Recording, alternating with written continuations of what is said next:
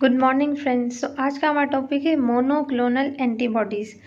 अब ये वर्ड खुद ही सजेस्ट कर रहा है कि इसमें क्या होगा। मोनो मतलब एक, क्लोनिक मतलब कॉपीज़, और एंटीबॉडीज़ मतलब एक तरह की स्पेसिफिक एंटीबॉडीज़ की अगर कॉपीज़ बनाएं तो उसको हम लोग कहेंगे क्लोनल एंटीबॉडीज़।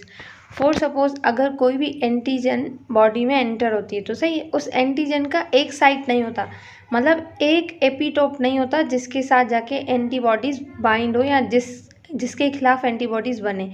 उसके डिफरेंट तरह के एपिटोप होते हैं जहाँ पे मतलब कि वो एंटीबॉडीज़ अटैच हों जिसके खिलाफ एंटीबॉडीज़ बने। तो एक एंटीजन के डिफरेंट तरह की एपिटोप्स होते हैं, तो उसके एक एंटीजन के खिलाफ डिफरेंट तरह की एंटीबॉडीज़ बनती है, सही है। बट हमें चाहिए एक स्पेसिफिक एपिटोप की स्पेसिफिक एंटीबॉडीज़, मतलब हमें स्पेसिफिक एंटीबॉडीज़ चाहिए, सही, एक तरह की चाहिए। तो हम लोग कैसे बनाएंगे, तो चले देखते हैं इसमें है क्या। Monoclonal antibodies has epitope on its top, मतलब उसकी टॉप पे एपिटोप होते हैं इन सिंगल एंटीजन रेस्पॉन्स, मतलब अगर एंटीजन एक ही हो ना लेकिन उसके मल्टीपल एपिटोप्स होते हैं attached and make multiple antibodies. तो क्या होता है, मल्टीपल एपिटोप्स होते हैं तो उसके खिलाफ जो एंटीबॉडीज़ बनती है वो भी मल्टीपल बनती है, तो उस प्रोसेस को हम लोग बोलते हैं पॉलीक्लोनल एंटीबॉडीज़। बट अगर मोनोक्लोनल एंटीबॉडीज़ की बात करें, these are single type of antibodies directed against specific type of antigen, मतलब एंटीजेनिक डिटरमिनेंट, एक एंटीजेनिक डिटरमिनेंट और एपिटोप के खिलाफ एक स्पेसिफिक तरह की एंटीबॉडीज़ बने तो उसको हम लोग कहते हैं मोनोक्लोनल एंटीबॉडीज़। मैंने पहले आपको कहा एक एंटीजन के ऊपर डिफरेंट तरह के एपिटोप होते हैं, तो सही है। अगर हम लोग जनरली देखें ना तो क्लोनल एंटीबॉडीज़ बनेंगी अगर हम लोग पूरा एंटीजन ले रहे हैं, लेकिन हम सिर्फ उस एंटीजन का एक एपिटोप ले रहे हैं, मतलब एक ही एपिटोप ले रहे हैं, तो उससे क्या होगा, उस एपिटोप के खिलाफ सिर्फ एंटीबॉडीज़ बनेंगी। तो अगर हम लोग जो एपिटोप है ना वो एक स्पेसिफिक टाइप का एपिटोप हम लोग लेंगे, सही है, पूरे एंटीजन से एक स्पेसिफिक टाइप का एपिटोप लेंगे तो उसके खिलाफ जो एंटीबॉडीज़ बनेंगी ना वो क्या होगी, मोनोक्लोनल, मतलब एक ही तरह की कॉपीज़ बनेंगी एंटीबॉडीज़ की, मतलब डिफरेंट तरह की नहीं होंगी, सही है। अब इसको बनाने के लिए क्या होता है, बीटा सेल्स जो कि मतलब कि एंटीबॉडीज़ बनाते हैं, सही है, वो क्या करेंगे, बीटा सेल सिंगल तरह की एंटीबॉडीज़ बनाए, मतलब क्लोन्स बनाए, मल्टीप्लाई करें, लेकिन एक ही तरह की एंटीबॉडीज़ बनाए। तो इसके लिए क्या करना होगा, हम लोग आगे देखेंगे कि क्या प्रोसेस हम फॉलो करेंगे। अब इसकी दूसरी डेफिनेशन अगर हम लोग देखते हैं, when a single clone of a beta cell, मतलब बीटा सेल का एक स्पेसिफिक क्लोन हम लोग लेते हैं, इज एक्टिवेटेड, मतलब उस स्पेसिफिक क्लोन को हम लोग एक्टिवेट करते हैं against a single type of antigenic epitope, मतलब against a single type of the antigenic epitope, मतलब जो एपिटोप लिया है वो भी हमने सिंगल टाइप का लिया है और एक्टिवेट किया है एक single clone of the beta cells जो एंटीबॉडीज़ बना रहे हैं। Then production of the antibodies, मतलब फिर जो एंटीबॉडीज़ प्रोड्यूस होंगी ना, और and proliferation of antibodies are called, मतलब एंटीबॉडीज़ पहले तो प्रोड्यूस हो, पॉलीफ्रेट हो, मतलब वो रैपिडली डिवाइड हो, तो वो जो एंटीबॉडीज़ बनेंगी ना वो क्या होंगी, मोनोक्लोनल, क्योंकि सिंगल हम लोगों ने type of the beta cell उसको एक्टिवेट किया और सिंगल एपिटोप जो है ना वो हमने एंटीजेनिक एपिटोप लिया है, तो उससे जो पॉलीफ्रेशन और प्रोडक्शन होगी ना एंटीबॉडीज़ की वो क्या होगी, मोनोक्लोनल एंटीबॉडीज़ होंगी। अब हिस्ट्री देखते हैं कि किसने मोनोक्लोनल एंटीबॉडीज़ का कॉन्सेप्ट दिया और कौन था। इसमें दो साइंटिस्ट हैं, जे कोलर एंड जे मिल्स्टन और सी मिल्स्टन, ये दो साइंटिस्ट थे जिन्होंने कॉन्सेप्ट दिया किसका, monoclonal antibody, that reports about the monoclonal antibodies. Monoclonal antibodies को MABSP बोलते हैं। उन्होंने कब ये मतलब रिपोर्ट किया अबाउट, इन्होंने रिपोर्ट किया था 1974 में, बट इन्हें नोबेल प्राइज़ कब मिला, 1984 में, सही है। अब क्या है, इस मोनोक्लोनल एंटीबॉडीज़ को बनाने के लिए जो हम लोग टेक्निक यूज़ करते हैं ना उससे हम लोग बोलते हैं हाइब्रिडोमा टेक्निक। हाइब्रिडोमा टेक्निक क्या है, हाइब्रिडोमा मतलब जब हम लोग कहते हैं ना हाइब्रिड बनते हैं, हाइब्रिड मतलब एक मिक्सचर सा बनना। तो हाइब्रिडोमा टेक्निक में क्या होगा, सेल्स का मिक्सचर हम लोग यूज़ करेंगे, डिफरेंट तरह के सेल्स यूज़ करेंगे और उन्हें यूज़ करके हम लोग क्या बनाएंगे, मोनोक्लोनल एंटीबॉडीज़ बनाएंगे। तो इसीलिए इसकी जो टेक्निक है ना उसको हम लोग क्या बोलते हैं, हाइब्रिडोमा टेक्निक। और अगर मतलब हम लोग इस टेक्निक को देखेंगे तो आपको समझ आ जाएगा इसका नाम ये क्यों रखा गया है। Hybrid cells are produce, hybrid cell मतलब डिफरेंट तरह के सेल्स का मिक्सचर, सही है, तो उसको हम लोग बोलते हैं हाइब्रिड सेल्स। तो अब प्रोसेस क्या होगा जिसके थ्रू हाइब्रिडोमा टेक्निक वर्क करेगी वो हम लोग देखते हैं। सिंपली हम लोग क्या करेंगे, प्रोसेस देखते हैं, synthesis of the monoclonal antibodies. पहले स्टेप में अगर हम लोग देखें तो क्या होगा, पहले हम लोगों ने इम्यूनाइज किया एक माइस को इम्यूनाइज किया है। कैसे, एक मतलब स्पेसिफिक डिटरमिनेंट और एपिटोप लिया है, एंटीजेनिक एपिटोप लिया है किसी भी एंटीजन का, सही, एक तरह का एंटी एपिटोप, सही है। उस एपिटोप को हम लोग उस माइस में लगाएंगे तो माइस क्या होगा, इम्यूनाइज हो जाएगा, मतलब माइस के जो स्प्लेनिक सेल है ना वो क्या होंगे, एक्टिवेट हो जाएंगे। अब क्या होगा, माइस को हम लोगों ने इम्यूनाइज किया, मतलब वो एंटीजन माइस की बॉडी में डाल दिया।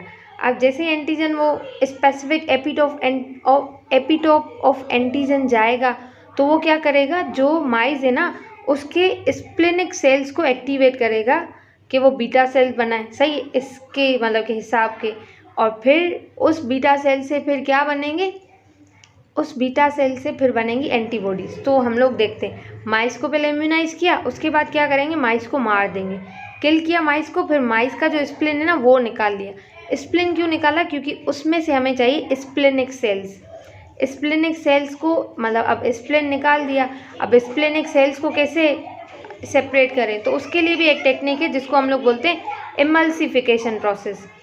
अब थर्ड स्टेप में क्या होगा, आपने जो सेल्स लिए हैं ना उसको आप लोग प्लेस कर दोगे wells of micro dilution tray. जो माइक्रो डाइल्यूशन ट्रे होती है ना जिसमें हम लोग छोटी छोटी डाइल्यूशन डालते हैं, ये ट्रे, इस पे ऐसे वेल्स बने होते हैं, ये वेल्स बने हुए, और इन वेल्स में हम लोग लोड करेंगे क्या, जो हमारे स्प्लेनिक सेल्स है ना वो लोड करेंगे हम लोग वेल्स में। हम लोगों ने लोड किया, अब क्या होगा, मतलब कि प्लेस किया वेल में। अब फोर्थ स्टेप ये है कि मतलब स्प्लेनिक सेल है ना आर नॉट वाइएबल मतलब सर्वाइविंग नहीं है, इतनी देर तक सर्वाइव नहीं कर सकते। अगर हम लोग स्प्लेनिक सेल देते हैं और उनका कल्चर वगैरह करवाते हैं ना तो वो लॉन्गर पीरियड ऑफ टाइम तक सर्वाइव नहीं कर सकते। तो उनका सर्वाइवल रेट इंक्रीज़ करने के लिए हम लोग को ना इमोर्टाइल सेल्स है ना वो ऐड करने पड़ते हैं इसमें। अब इमोर्टाइल सेल्स क्या होते हैं, वो सेल्स जो रैपिडली डिवाइड हो, मतलब कि पॉलीफ्रेट करें इनडेफिनेटली, जैसे कैंसरस सेल्स करते हैं ना वैसे। तो कैंसरस सेल जो है ना वो सेल्स हम लोग इस स्प्लेनिक सेल्स में मिक्स कर देंगे। मिक्स क्यों कर रहे हैं, क्योंकि स्प्लेनिक सेल्स इतना सर्वाइव नहीं कर सकते, तो इसीलिए हम लोग इन सेल्स को, जो कैंसरस सेल है ना वो इनके साथ ऐड कर देंगे। तो इससे क्या होगा, जो हमारे स्प्लेनिक सेल्स है ना वो क्या करेंगे, वो रैपिडली पॉलीफ्रेट होंगे, तो उससे क्या होगा, वो सर्वाइव कर सकेंगे। अगर एक तरह के मतलब कि अगर स्प्लेनिक सेल डिस्ट्रॉय भी हो रहे हैं तो ज़्यादा बन भी रहे हैं तो इससे कमी नहीं होगी, तो इसीलिए हम लोग माइलोमा सेल्स है ना वो ऐड करते हैं। अब फिफ्थ स्टेप आप देखें, for this purpose myeloma sales मतलब जो कैंसरस सेल्स हैं वो फ्यूज्ड हो जाएंगे विद द स्प्लेनिक सेल। अब हमें पता है कि जो हमारा स्प्लिन मतलब जो स्प्लिन है ना उसमें हम लोगों ने क्या किया, सेल्स ऐड किए, कौन से, माइलोमा सेल्स। और इस सेल्स को इनके साथ फ्यूज़ करने के लिए हम लोग एक ब्रोथ यूज़ करते हैं, मतलब लिक्विड प्रिपरेशन। तो ब्रोथ क्या होगा, पॉलीइथाइलिन ग्लाइकोल, ये ब्रोथ होता है जिसमें हम लोग फ्यूज़ करेंगे हमारे myeloma cell with splenic cell. अब जब मतलब हम लोगों ने मिक्स किया ना इन ब्रोथ में, तो हमारे पास तीन तरह के सेल होंगे, एक तो प्लेन अनफ्यूज्ड स्प्लेनिक सेल क्योंकि वो भी हमने लोगों ने डाले थे, और दूसरे डाले थे माइलोमा सेल, तो अनफ्यूज माइलोमा सेल्स भी होंगे। और तीसरी तरह के सेल्स कौन से होंगे, फ्यूज्ड सेल्स। फ्यूज्ड सेल्स कौन से, splenic and the myeloma cell. तो उस फ्यूज्ड सेल को हम लोग क्या कहेंगे, हाइब्रिडोमा सेल्स। यही सेल्स हमें चाहिए। अब हाइब्रिडोमा सेल्स है ना, अब हम लोग देखते हैं इसमें क्या है।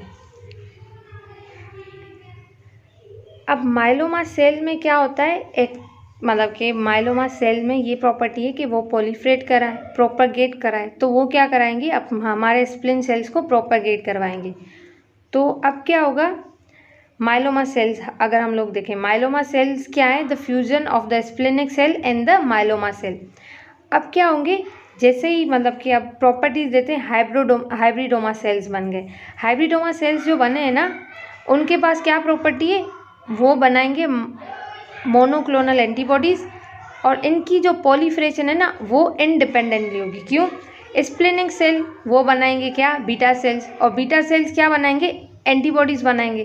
तो वो एंटीबॉडीज़ क्या होंगी, मोनोक्लोनल एंटीबॉडीज़ होंगी। एक तो ये हो गया। दूसरा क्या है, दूसरी जो इनकी प्रॉपर्टी है ना, इंडिपेंडेंटली प्रोपगेट। इंडिपेंडेंटली प्रोपगेट मतलब इनमें है माइलोमा सेल, जो कि बीटा सेल को ये प्रॉपर्टी देंगे कि वो पॉलीफ्रेट हो रैपिडली। तो ये इंडिपेंडेंटली पॉलीफ्रेट होगी। तो ये दो प्रॉपर्टीज़ होती हैं किसमें, हाइब्रिडोमा सेल में। अब क्या होता है, माइलोमा सेल है ना, उस मतलब अब बीटा सेल के पास प्रॉपर्टी है कि वो मतलब क्या बनाए, या स्प्लिनिक सेल में ये प्रॉपर्टीज़ है कि वो एंटीबॉडीज़ बनाए। लेकिन क्या है, माइलोमा सेल्स में भी ये प्रॉपर्टी होती है। तो हम लोग क्या करते हैं, माइलोमा सेल की ये प्रॉपर्टी हम लोग क्या करते हैं, स्टॉप कर देते हैं। कुछ प्रोसेसेस यूज़ करके हम लोग उनकी कैपेबिलिटी को स्टॉप कर देते हैं कि वो अपने तरह की एंटीबॉडीज़ बनाए, क्योंकि हमें वो नहीं चाहिए। हमें क्या चाहिए, स्प्लिनिक सेल की जो एंटीबॉडीज़ है ना वो चाहिए। तो इसीलिए हम लोग जेनेटिक म्यूटेशन के थ्रू माइलोमा सेल की ये property to make the antibodies वो हम लोग स्टॉप कर देते हैं। अब क्या होता है 7 अगर हम लोग देखें, बिकॉज अबव मिक्सचर, जो अबव मिक्सचर है ना वो क्या है, अनफ्यूज सेल्स भी हैं इसमें, फ्यूज सेल्स भी हैं। तो इसमें हमें ना प्योरली जो मतलब एंटीबॉडीज़ या मोनोक्लोनल एंटीबॉडीज़ है ना वो नहीं मिलती। तो हम लोग क्या करते हैं, अब 7 में देखें, because above mixture is also containing unfuse cell, so in order to get purified hybridoma cell. मतलब हमारे पास सिर्फ एक सिंगल तरह के हाइब्रिडोमा सेल्स नहीं है, हमारे पास कौन से, अनफ्यूज बीटा सेल्स भी हैं, और अनफ्यूज्ड मतलब स्प्लिनिक सेल और अनफ्यूज्ड माइलोमा सेल्स भी हैं। लेकिन हमें सिर्फ हाइब्रिडोमा सेल चाहिए सिंगली। तो हम लोग क्या करेंगे, ये जो मिक्सचर है ना हमारा, जिसमें अनफ्यूज्ड सेल्स भी हैं और हाइब्रिडोमा सेल्स हैं, उनकी सब कल्चरिंग करवाएंगे। मतलब उन सेल्स को लेंगे और उनकी भी सब कल्चरिंग करवाएंगे। और सब कल्चरिंग में जो मीडियम होगा ना वो स्पेशल तरह का मीडियम होगा, जिसे हम लोग कहते हैं हेट मीडियम में क्या होगा, H स्टैंड फॉर हाइपोजेंथीन और A स्टैंड फॉर अमाइनोपेक्टिन, और जो T है ना वो थाइमिडिन। ये 3 तरह का है। अब क्या है, अब एंजाइम जो हेट है ना मीडियम, उसमें एक एंजाइम होता है और उस एंजाइम का नाम क्या है, HGPRT। मतलब ये एंजाइम यूटिलाइज होता है फॉर द मतलब जो डिनोवा या स्लेवेज, मतलब अगर हम लोग प्यूरिन को मतलब बनाना चाह रहे हैं ना तो उसके लिए हम लोग को ये एंजाइम रिक्वायर्ड होता है। तो हमें पता है अगर प्यूरिन बनेगा उसके बाद ही जो है ना सेल क्या है, डिवाइड करेगा, इस तरह की चीज़ें, सही है। अब क्या होगा, ये एंजाइम जो इसमें यूज़ हो रहा है ना, हाइपोजेंथीन ग्वानिन फोस्फोराइबोजाइल ट्रांसफरेज, ये जो एंजाइम है ना HGPRT, ये प्रेजेंट होता है बीटा सेल्स में, बट ये एब्सेंट होता है किसमें, माइलोइड सेल में। जो माइलोमा सेल्स हमने यूज़ किए ना उसमें नहीं होता। अब माइलोमा सेल्स में ये नहीं होगा तो प्यूरिन नहीं बनेगा, तो माइलोमा सेल्स है ना वो क्या करेंगे, मतलब वो डिवाइड नहीं करेंगे, मतलब उनमें से दूसरे सेल्स नहीं बनेंगे। तो अब हम देखते हैं क्या है, ये जो एंजाइम है ना वो किस पाथवे में इन्वॉल्व होता है, प्यूरिन डिनोवा और स्लेवेज। जो प्यूरिन मतलब ये 2 प्रोसेस होते हैं प्यूरिन सिंथेसिस के लिए। जो सेकंड प्रोसेस है ना स्लेवेज, उसके लिए हमें ये एंजाइम रिक्वायर्ड होता है, सही है। This path are use to mammalian cells है ना वो बनाते हैं। और मेमेलियन सेल्स में कौन से आगे, स्प्लिनिक सेल और बीटा सेल्स, जो कि क्या बनाएंगे, प्यूरिन बनाएंगे, तभी वो जाके मतलब सेल डिवाइड होगा। तो माइलोमा सेल में ये एंजाइम नहीं होता, तो इसलिए ये क्या करते हैं, माइलोमा सेल्स में ये एंजाइम नहीं होता, तो माइलोमा सेल्स डिवाइड नहीं होते। वो सिर्फ एबल करते हैं बीटा सेल्स को कि वो इंडिपेंडेंटली पॉलीफ्रेट हो। तो आई होप आप लोगों को ये समझ आया होगा। पहले क्या था, हम लोगों ने माइस को इम्यूनाइज किया फिर उसका स्प्लिन लिया, स्प्लिन से हम लोगों ने स्प्लेनिक सेल्स निकाल दिए जो कि एंटीबॉडीज़ बनाएंगे। स्प्लेनिक सेल को हम लोगों ने क्या किया, प्लेस किया माइक्रो डाइल्यूशन ट्रे की जो वेल्व है ना उसमें, सही है। उसके बाद क्या हुआ, हम लोगों को स्प्लेनिक सेल्स मिल गए। अब स्प्लेनिक सेल इतना ज़्यादा सर्वाइव नहीं करते किसी भी कल्चर में, अगर हम लोग उसे कल्चर करवाएं तो मीडियम में, तो इसके लिए हम लोगों ने इमोर्टाइल जो कैंसरस सेल्स होते हैं या माइलोमा सेल्स उनके साथ फ्यूज़ किया, मतलब मिक्स किया। और मिक्सचर के लिए हम लोगों ने एक ब्रोथ यूज़ किया था। फिर ये मिक्सचर बन गया। अब मिक्सचर के बाद क्या हुआ था, इसमें 3 तरह के सेल्स बने, unfused splenic cell, unfused myeloma sales और फ्यूज्ड जो हाइब्रिड सेल्स है वो बने। अब हमें चाहिए थे एक तरह के सेल, कौन से, हाइब्रिडोमा सेल। तो हम लोगों ने फिर सब कल्चरिंग की। सब कल्चरिंग के बाद